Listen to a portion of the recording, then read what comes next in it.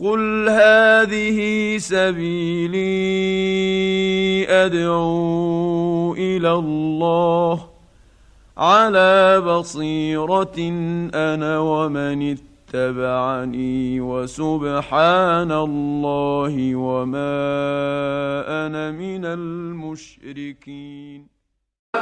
به وهم بها لولا أن رأى برهان ربك كذلك لنصرف عنه السوء والفحشاء إنه من عبادنا المخلصين. واستبقا الباب وقدت قميصه من دبر وألف يا سيدها لدى الباب. قالت ما جزاء من أراد بأهلك سوءا إلا أن يسجن أو عذاب أليم. اسمعوا معاشر الرجال، امرأة تتكلم قالت ما جزاء من أراد بأهلك سوءا إلا أن يسجن أو عذاب أليم. هكذا تكلم. فماذا في هذه الكلمات؟ في هذه الكلمات ما أخبر الله عنه إن كيدكن عظيم، لأنها سبقت بالشكوى. وعند العامة مثل يقول لك سبقني وماذا؟ واشتكى. فتقدمت بالشكوى قبل أن يتكلم يوسف. ثم ماذا قالت في الشكوى؟ ما جزاء من أراد بأهلك، ما قالت بي، وإنما قالت بأهلك لتفضع الأمر ماذا؟ عنده. صحيح. فرق بيننا أقول لك إبراهيم فعل كذا يقول لك ابنك فعل كذا، كأننا بكلمة ابنك دي بعمل ايه؟ بلومك انت اكتر، صح ولا لا؟ مش كده؟ لأني نسبته ايه؟ إليك، فكأن التهمة تتوجه إليك بتلك الايه؟ النسبة. هضرب لك مثالا آخر. قال تعالى ألم ترى كيف فعل ربك. طب ليه قال له ربك لأصحاب الفيل؟ كأنه يقول يا محمد حفظ البيت لأجلك أنت، لا كرامة لقريش، وقريش لا تستحق كرامة، لأن يومها قريش كانت ماذا؟ وثنية. فأين كرامة قريش؟ صحيح؟ ولذا قال له ألم ترى كيف فعل إيه؟ ربك أنت، كأنه يقول لأجلك أنت. لو تعقل قريش من وراء ذلك أنهم حفظوا بحفظك أنت. ولذا لما خرج الرسول صلى الله عليه وسلم من بينهم قال تعالى وما كان الله ليعذبهم وأنت فيهم، صلى الله عليه وسلم. فمن هنا قالت بأهلك لتفضع الأمر عنده، كأنها تقول أنت المقصود. ثم قالت سوءا أبهمت، وفي الإبهام ماذا؟ حيرة وظنون، صح ولا لا؟ لما اجي اقول لك كده انت عارف ابنك عمل ايه؟ هتلاقي الشيطان هنا ايه؟ عسكر في راسك وذهب بك ماذا؟ مزاج. تقعد تقول عمل ايه؟ سرق. ايه يعني هيكون قتل؟ امال هيكون عامل ايه؟ وفي الاخر فده ايه؟ الابهام حيرة وظنون. فجعلت بقولها سوءا الشيطان يلعب بماذا؟ برأسه. وهنا بقى الشيطان يقول له بقى ما فعل؟ قبلها، ضمها، جذبها من ملابسها، مش عارف كذا. فطبعا سبقت فقالت سوءا من أجل أن يذهب أن يلعب الشيطان بماذا؟ برأسه، وأن تذهب رأسه كل مذهب. ثم قالت إلا أن يسجن وعذاب أليم. هي دي عقوبة التعرض لحريم السلطان؟ دي جريمة براءتها إعدام. التعرض لحريم من؟ لحريم السلطان جريمة براءتها إيه؟ إعدام. طب هي حصلت العقوبة في السجن أو العذاب ليه؟ ده هي تخاطب يوسف تقول له لن ترضى بالترهيب أن قلت هيت لك، فها هو سيف الترهيب على رقبته، السجن ينتظر. ولذلك قالت إلا أن يسجن، جاء بفعل المضارعة الذي يفيد إيه؟ الزمنية، يعني سجن لمدة وإيه؟ ويخرج. صحيح؟ ما قالت إلا السجن، لو جاءت باسم المكان فمن السجن ماذا؟ أبدي. صحيح؟ سجن أبدي. لكنها قالت إلا أن يسجن، فجاءت بفعل المضارع لتطلب بذلك التعقيد أو عذاب أليم. وهذه رسالة ليوسف ليست للعزيز، تخاطبه من وراء العزيز. السجن ما لم ينفع سلاح الترهيب ده في سلاح الترهيب بلغ أن قالت ماذا؟ هيت لك بصريح القول. وهل تقول امرأة؟ يعني كأنك يوسف ألجأتها في ذل المعصية إلى أن تقول لك بلسان صراحة هيت لك. فاستعملت هنا سلاح آخر وهو سلاح الترهيب، فقالت إلا أن يسجن أو عذاب أليم. تلاحظ أنها جعلت العقوبة محصورة، ما جزاء إلا، كأنها تحصر العزيز في هاتين العقوبتين، لأنها لا تريد من العزيز ماذا؟ أن يقتله، هي ما تريد قتله. فلذلك حصرت العزيز في عقوبتين، إلا أن يسجن أو عذاب أليم. لكن لو قالت ما جزاء من أراد بأهلك سوءا وسكتت فقد يقتله ماذا؟ العزيز. وسيف السلطان مسلول. عارف يعني ايه سيف السلطان مسلول؟ يعني ليس في غمده، ده سيف السلطان ايه؟ لا ينزل إلى غمده، إنما ينزل على رقاب ماذا؟ العباد ودون ما سبب. فكيف إذا كان السبب في زعم المرأة؟ ولهذا حصرته فقالت إلا أن يسجن أو عذاب أليم. فانظر إلى مكر المرأة. واحد، أنها سبقت بالكلام. اثنين، أنها كنت عما حصل بقولها ماذا؟ سوءا. ثلاثة، أنها حصرته في العقوبة فقالت إلا أن يسجن أو عذاب أليم. أربعة، أنها فضعت الأمر بقولها ماذا؟ ألم أقل لكم إن الإنسان مهنمي التفكير لا يحكم تدبيرا إلا في الشر. انتدب ابن آدم لشر فستراه يحكم ماذا؟ يحكم تدبيرا، وليس عاجزا إلا في ماذا؟ إلا في خير أو في مكروه. فعلا كنت اطلع على أحوال بعض المديرين، انت لو استعملت عقلك ده، عشر عقلك ده في الخير، كنت اخترعت للمسلمين آلة يدخل فيها مش عارف ايه من هنا يطلع ايه من هنا. كنت اخترعت لهم عربية كده ممكن الواحد يدوس على زرار ترفعه لفوق كده وتوديه فين؟ لو استعملت عشر عقلك فين؟ في الخير. لكن الإنسان على قاعدة أبدية. ألم تر إلى الذين بدلوا نعمة الله إيه؟ حتى التفكير بدلوا نعمة الله كفرا فاستعملوه سوءا بدلا من ماذا؟ بدلا من خير. استعملوه شرا بدلا من خير. فانظر المرء يحكم تدبيرا، ولكن الله تعالى لا يصلح عمل المفسدين. قال تعالى لو كان فيهما آلهة إلا الله لفسدتا. ومن سنة ربنا أن السحر يرتد على من؟ على الساحر. وقال تعالى إنهم يكيدون وأكيد كيدا. فأين يذهب كيده؟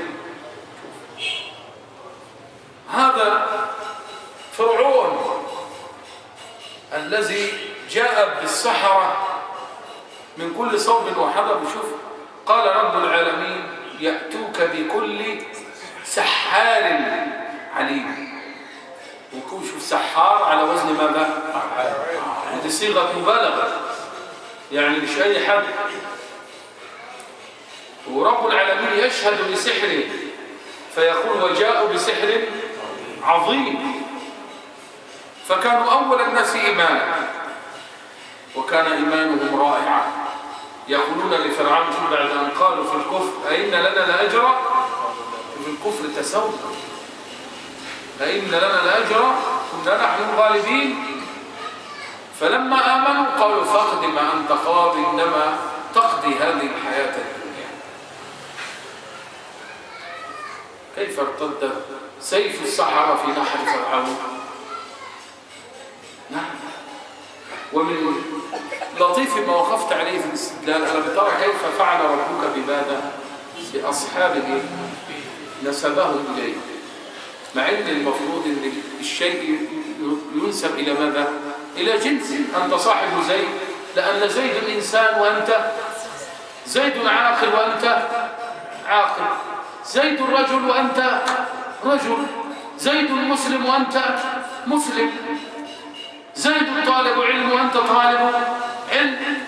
لكن أن الله تبارك وتعالى يقول بأصحاب الفيل فينسبهم إلى الفيل، وبعدين خلي بالك جعلهم الأدنى والفيل إيه؟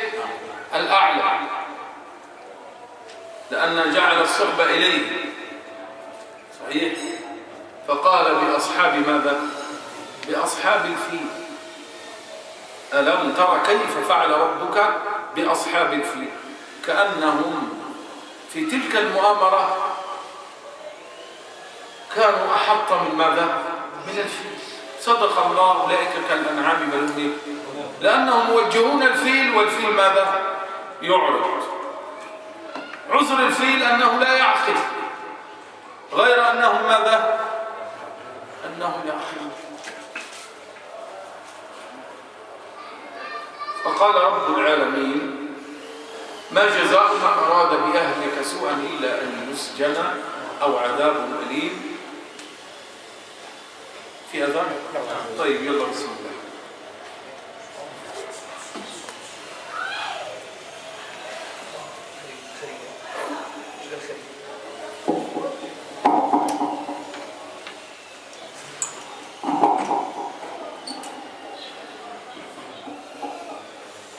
الله أكبر الله أكبر الله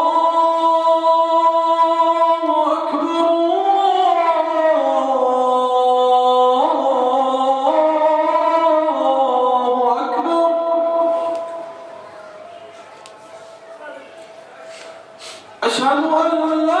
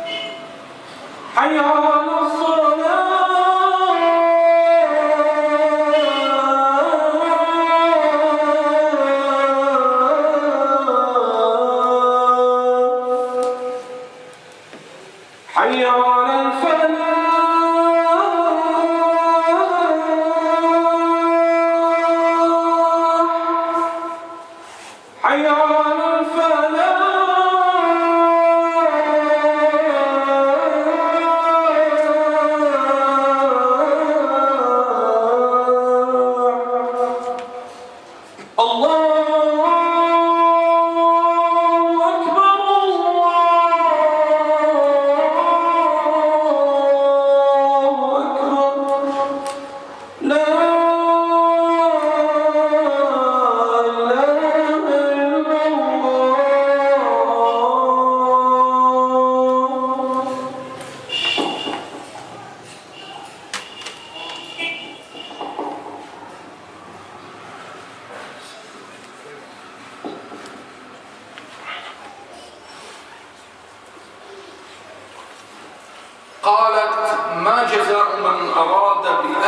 بك سوءا إلا أن يسجن أو عذاب أليم.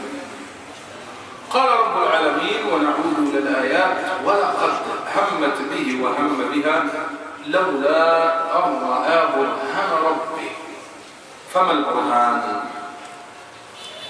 ثلاثة أقوال لأهل العلم تتفرع عنها أقوال، لكن قبل أن نفسر أو أن نعرض أقوال أهل العلم فلا بد من ذكر فائدتين اثنتين. الأولى قوله تعالى ربي، ما المقصود؟ من المقصود به؟ أهو الله سبحانه وتعالى كما قال الله في سورة يوسف فاستجاب له ربه، أم هو عزيز مصر؟ وقد سمي العزيز ربا في الآيات إنه ربي أحسن مثواي إن ربي بكيدهن عليم. فمن قال إن الرب ها هنا هو العزيز جعل البرهان لمن؟ من العزيز.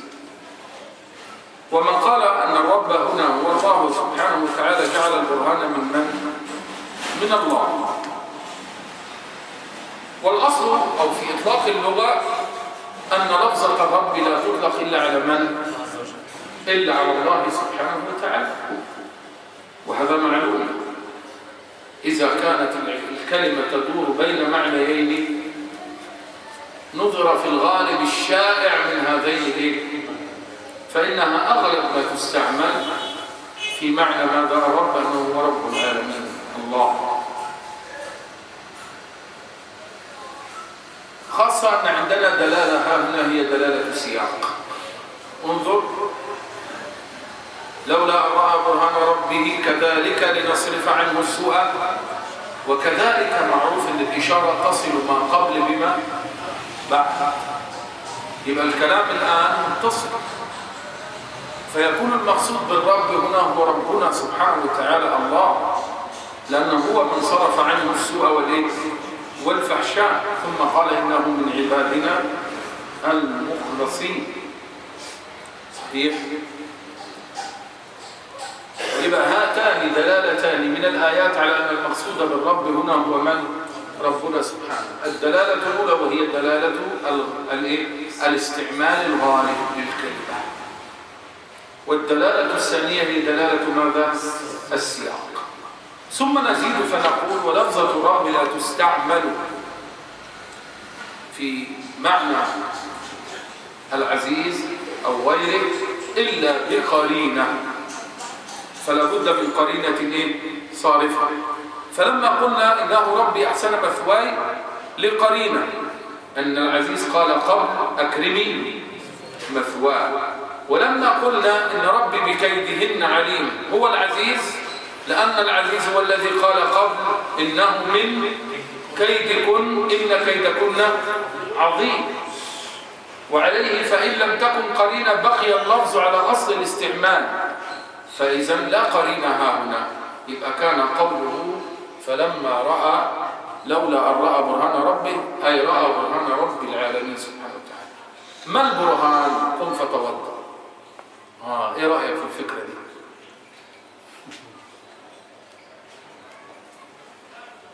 النوم في مجالس العلم سنة أكيدة. طبعا الشيطان يريد أن يغلبك على ما تسمع من الموعظة وعلى ما تسمع من العلم. ولأقعدن لهم صراطك المستقيم. يجي على باب المسجد، يجي المسجد صح؟ مش كده؟ لكن ما يذهب إلى باب خمارة فايقين طول الليل ما بيناموش. صحيح. فرب العالمين سبحانه وتعالى قال لولا أن رأى برهان ربه. الأصل في الاستعمال اللغوي بلفظة البرهان أنه شيء مرئي. البرهان ليس شيئا مرئيا، وعليه كل من فسر البرهان بشيء مرئي أو مسموع فقد غلط. كمن قال إن البرهان مش عارف كف يد نزلت من الغرفة جبريل نزل فدفعه يعقوب تمثل له أو سمع بوقا ينادي بقدوم العزيز، كل هذا ممتنع، لأن البرهان في أصل الاستعمال أنه لا يكون في شيء ماذا؟ في شيء محسوس، أي يدرك بالحواس. فبعد هاتين المقدمتين إليك فرش الأقوال في البرهان. قول الأول برهان هو برهان العزيز.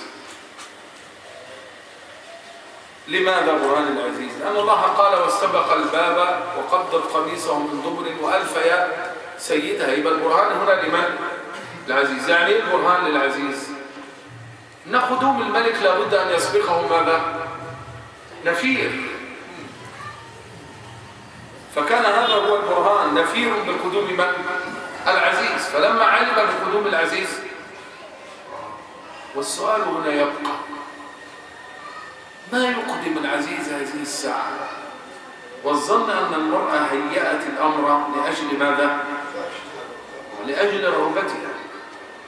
ولا شك أن مما تهيئ به الأمر أن تهيئ الوقت الذي يكون العزيز فيه مشغولا، صح ولا لا؟ في اجتماع، في كذا في كذا. فما الذي أتى به الساعة؟ الجواسيس.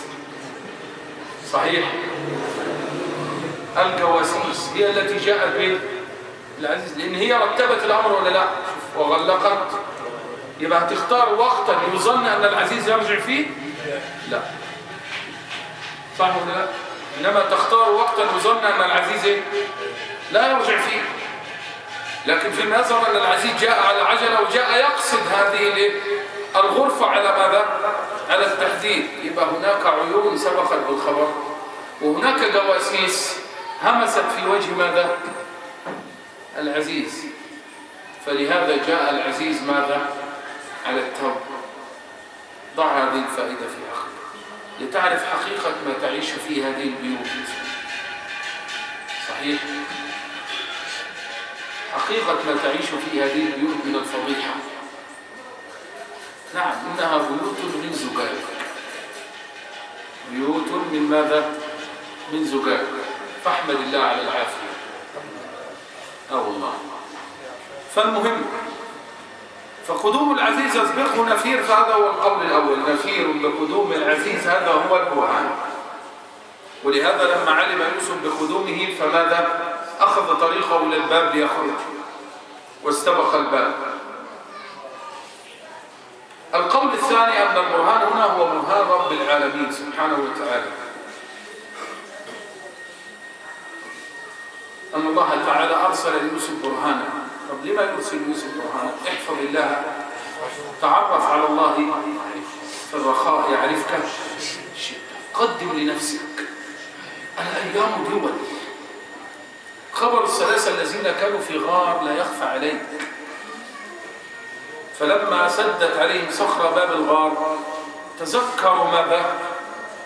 أياما وراءها فيها من العبادة كبر الوالدين، فيها من الخوف من الله كالذي قام عن ابنة عمه وكان راغبا فيها من ذلك الأمين الذي حفظ للأمين ماذا؟ درهمه أو دراهمه. قال تعالى وتلك الأيام نداولها. ومن هنا قال تعالى ومن يتق الله في سابق أمره يجعل له مخرجه في ماذا؟ في تابع أمره أو في لاحق أمره ويرزقه من حيث لا يحتسب. والحديث حسنه الترمذي وهو حديث حسن. تعرف على الله في الرخاء يعرفك في الشدة. ألم يقل الله تبارك وتعالى عن أيام يوسف الأولى وكذلك نجزي المحسنين؟ وكذلك نجزي ماذا؟ والنبي عليه الصلاة والسلام علمها حتى الصبي، قال له احفظ الله يحفظك، احفظ الله. ولذلك لما دخل على أمنا خديجة وهي أولى امرأة بلقب السيدة الأولى، ولكن يا ويلنا من السياسة، سرقت لقب السيدة الأولى ومنحته من لا تستحق. هو في أفضل من خديجة؟ كمل من الرجال كثير وما كمل من النساء إلا من؟ مش ده خديجة ومن؟ وابنة خديجة فاطمة رضي الله عنها. فكيف لا تستحق اللقب السيدة الأولى بنفسها ثم بابنتها؟ كيف لا تستحق لقب السيدة الأولى وهي التي قال فيها النبي عليه الصلاة والسلام آمنت بي حين كفر الناس، صدقتني حين كذبني الناس، أعطتني من مالها حين حرمني.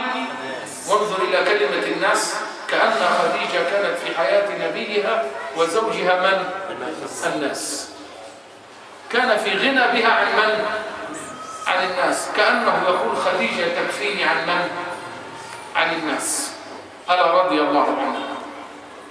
صحيح فعلا إنها أمي رضي الله عنها. فهذه السيدة الأولى لما يدخل عليها النبي عليه الصلاة والسلام يوم الغار زملوني زملوني دسروني دسروني، خائفة مرتجفة. فانظر كيف تطمنه بماذا؟ بسابق أيام. لا، لن يخزيك الله، لن يخزيك الله أبدا يا ابن عم. إنك لتصل الرحم، إنك لتكسب المعدوم، إنك تصدق الحديث، إنك تعين على نوائب الحق. فكيف تضيع هذه الساعة؟ احفظ الله كما تدين تدان، خيرا فخير، شرا فشر. فلهذا قال الله تعالى لولا أن رأى برهان ربه، فكان البرهان على القول الثاني هو برهان رب العالمين ليوسف ليحفظ يوسف في شبابه، لأنه ذلك الشباب الذي نشأ على طاعة الله، ولما بلغ أشده آتيناه حكما وعلما وكذلك نجزي المحسنين. احفظ الله يحفظك. فهذا هو القول الثاني. أما القول الثالث فالسكوت،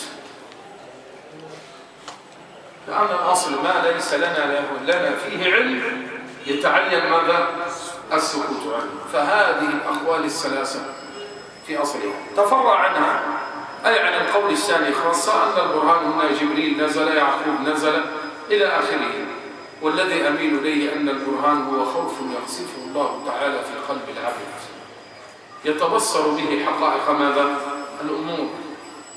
صحيح كما قال رب العالمين إن تتقوا الله اجعل لكم فرقانا، وفي الآية الأخرى ونورا تمشون به، يعني بصائر بحقائق الأمور. لولا أن رأى برهان ربه كذلك لنصرف عنه. الله، تلك براءة يوسف. ما قال لنصرفه، وإنما قال لنصرف ماذا؟ عنه. إذن هو مصروف أصلا، ولو قال لنصرفه يبقى هو يريد. صحيح؟ لكن أن يقول الله لنصرف عنه يبقى إذن هو لا يريد. لنصرف عنه السوء والفحشاء إنه من عبادنا المخلصين. واستبق الباب. الله، مواطن المعصية. كيف تطلب التوبة وأنت لا تفارق ماذا؟ موطن ماذا؟ المعصية. ولهذا كانت نصيحة العالم إنك بأرض ماذا؟ سوء. إذا طلبت توبة فكيف تطلب توبة في تلك الأرض وهي أرض سوء قتلت فيها 99 نفسا، ومن يدور حول الحمى يوشك أن يقع. وفي ذلك عبرة. ابن عقيل الزاغوري إمام حنبلي ضخم، وإمة الحنابلة نجوم، كان يوما يجالس جماعة من المفوضة، يعني من أهل الإيه؟ من أهل السوء في العقيدة. عقيدتهم تفويض، لا يثبتون لله عز وجل صفات على حقيقتها، فيجعلون صفات رب العالمين سبحانه وتعالى أو أسماءه جامدة لا معاني لها. فكان يجالسهم فيقولون له لا تجالسه، يقول لكني أسمع ما يقولون، يبقى هو يجلس فين؟ يجلس في أرض البدعة، ولكني أسمع ما يقولون. فإذا به رحمه الله تعالى في مستقبل أيامه يقول بماذا؟ بكلامه. ولهذا كانت نصيحة ربنا أو كانت وصية ربنا نبينا صلى الله عليه وسلم: وإذا رأيت الذين يخوضون في آياتنا فإيه؟ تلاقي بعض الناس بتتابع برامج في التلفاز وتلاقيه جاي متعجب، الراجل اللي بيجيبوه في التلفزيون ده بيقول ان الزنا حلال، طب بتتفرج عليه ليه؟ لماذا تعرض نفسك الفتنه ليه؟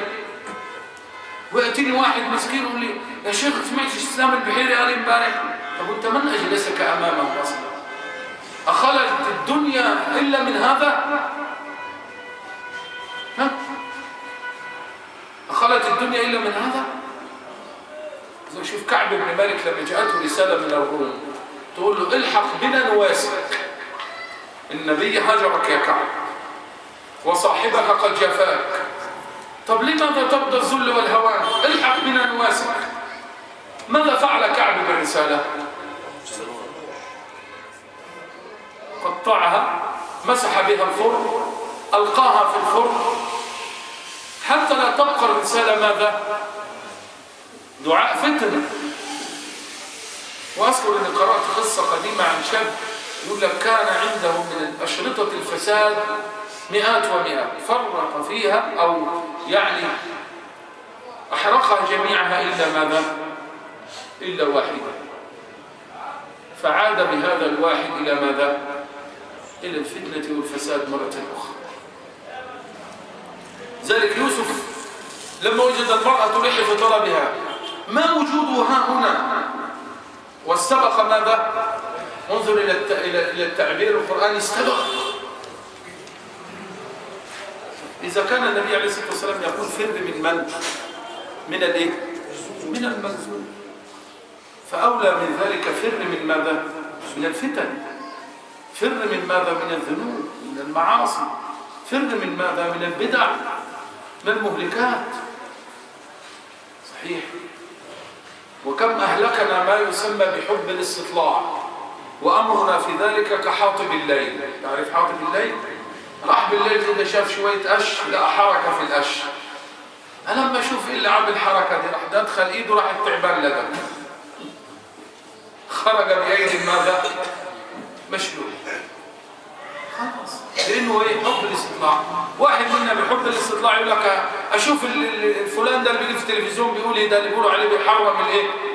بيحرم أو بيبيح الزنا ده. القلوب ضعيفة والشبه ماذا؟ خطافة. احفظ قلبك.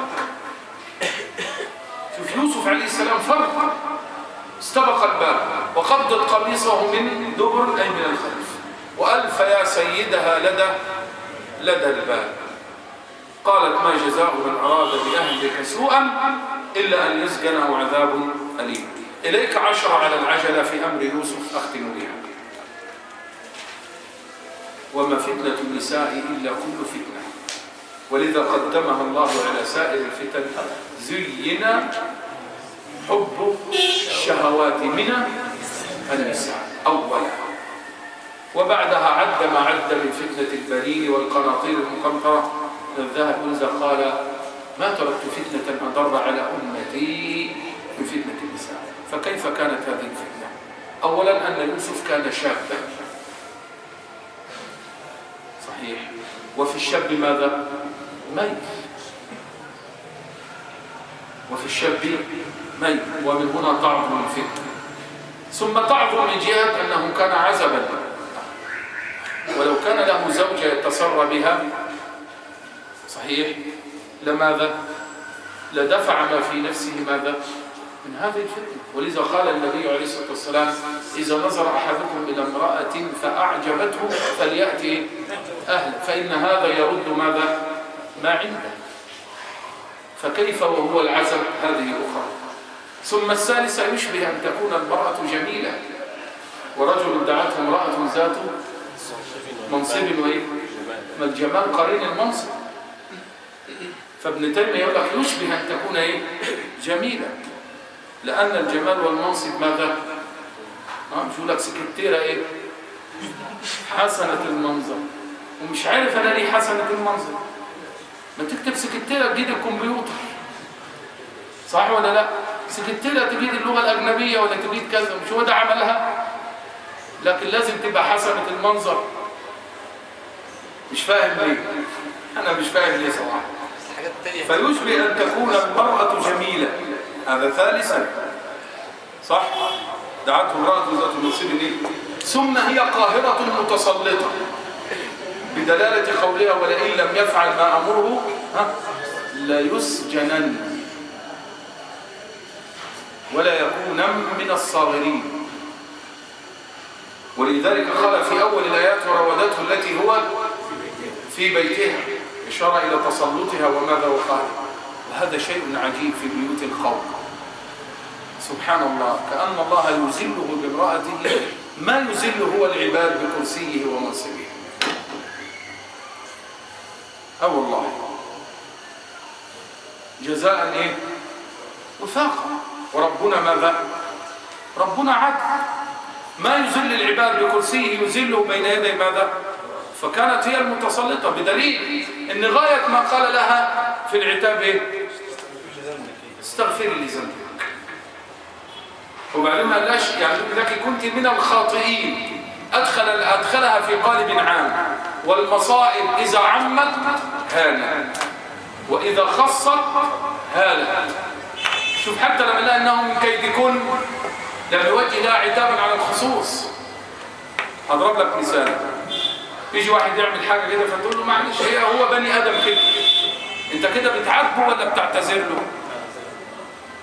ده انت بتعتذر له، صح؟ فلما بيقول لها انه من كيدكن ده بيعتذر لها، ثم يزيد في الاعتذار فيقول ان كيدكن ايه؟ خاف لحسن الكلمه الاولى تجرح مشاعره، فقال لها ان كيدكن ايه؟ عظيم. ان كيدكن ماذا؟ عظيم. فاذا المراه كانت قاهره متسلطه وزوجها لم يظهر غيره. ما الذي يرد المراه او يرد الرجل عن المراه؟ غيرة من وراءها. شوف أسماء النبي يقول لها اركبي لما وجدها في حر الشمس، لكن علمت أن هذا يستدعي غيرة الزبير، مع أنه من؟ رسول الله، ورسول الله له خصوصية في الأمر، لا تفتتن به امرأة ولا يفتتن بامرأة. ولهذا كان له خصوصية الخلوة بالنساء. تجد في بعض الروايات كان في بيت كذا. قال الحافظ ابن حجر لأن النبي عليه الصلاة والسلام له خصوصية الخلوة، لأنه لا يفتتن بامرأة ولا تفتتن بامرأة. ومع ذلك شوف يقول لها اركبي، فتقول فذكرت الزبير وغيرته فلم أركب، مع أن الزبير يعذرها في هذا لحر ماذا؟ لحر الشمس، ويعذرها في هذا أن الداعي لها هو من؟ ورسول الله بالنسبة للأمة من؟ أبوها، صح ولا لا؟ النبي أولى بالمؤمنين من؟ ولذلك تجد في رواية لما زوج المرأة التي جاءت إليه فقالت له إني أريد أن أتزوجك، فتزوجها صحابي فقال التمس له ولو خاتما من حديد. في تمام الرواية قال زوجتكها. مين اللي زوجها؟ فبعض الناس بيسأل طب كيف تتزوج بغير ولاية أبيها؟ فأجابنا الحافظ ابن حجر قال والنبي أولى بالمؤمنين منه، فكانت ولايته هو أولى من ولاية من؟ من ولاية أبيه، لأنه بالنسبة للأمة من؟ هو الأب الأكبر بالنسبة للأمة، فهو الذي زوجها بمقتضى الولاية العامة على الأمة. ومع ذلك ترقب الزبير في غيرته. نعم، فغيرة الزوج من ورائه منعدمة، وهذه مما تستدعي جرأة على ماذا؟ على الفعل، صحيح؟ ثم ماذا؟ إنه غريب في غير وطنه وبلده، والغريب يجرؤ ولا لا؟ غريب يجرؤ لأنه لا يخشى الفضيحة. ولذلك كم من إنسان إذا خرج من محلته تحول إلى شخص إلى شخص آخر. ثم استعملت سلاح الترهيب، وهو إلا أن يسجن أو عذاب أليم. ومن قبله سلاح الترغيب، وراودته وهيتلت وهيأت الأسباب، واستعانت بأدوات المكر من النسوة اللائي جئنا اللائي جيء بهن. فقال رب العالمين وإلا تصرف عني. لماذا قال كيدهن ما قال كيدها؟ لأن الدعوة لما جاءت النسوة تحولت إلى دعوة إلى دعوة عامة. ولذلك قال رب السجن أحب إلي مما يدعونني إليه، أي جميعا، لأن الدعوة تحولت إلى دعوة عامة، إما دعوة عامة بطلب الجميع، أو إما دعوة عامة بالشفاعة لامرأة العزيز في ذلك الأمر. وكم من امرأة تشفع لامرأة في ذات الفعل. وهذا شأن تلك البيوتات لو علمت. فتلك 10 في الفتنة، فقل صلى الله على يوسف وعلى نبينا محمد وعليهما السلام. لعلي أكتفي بهذا القدر، وبعد العشاء يكمل درسنا بحصة شرح نواقض الإسلام للإمام محمد بن عبد الوهاب. وصلى اللهم على نبينا محمد وعلى